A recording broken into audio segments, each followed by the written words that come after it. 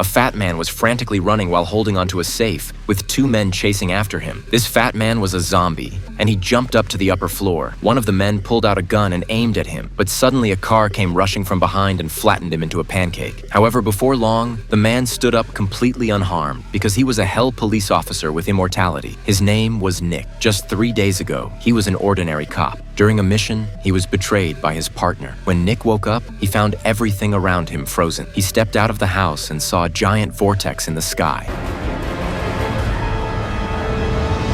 He was sucked into the vortex and then found himself in an office. A woman sat across from him and told Nick, "You're dead." Now he had two choices: either reincarnate or become a hell police officer and return to the human world to capture escaping zombies. Nick didn't hesitate and chose the latter. The woman led him into the police station where a zombie was going wild. Several officers tried to subdue it, but couldn't. Suddenly, a gunshot rang out, and the zombie was turned to dust. The one who shot it was Nick's new partner, a cowboy from the 18th century. The cowboy looked down on Nick, but was forced by the woman's orders to work with him on the mission. The two of them walked into the teleportation device, and the door slowly closed. After a sound like a toilet flushing, they appeared in a store. Nick stepped outside and realized they were back in the human world. The cowboy first took him to a graveyard. Nick witnessed his own funeral. When he saw Kevin, the man who had killed him, hugging his wife, Julie, Nick couldn't hold back and rushed down. Strangely, Julie didn't recognize him, and everyone around thought he was insane. Then Julie got into Kevin's car and drove off. Why didn't his wife, whom he had been with every day, recognize him? Nick found the cowboy, and the cowboy explained that now, in the eyes of others, they looked completely different. Nick was now an old man, and the cowboy was a blonde hottie. The two of them got back in the car, ready to get down to business.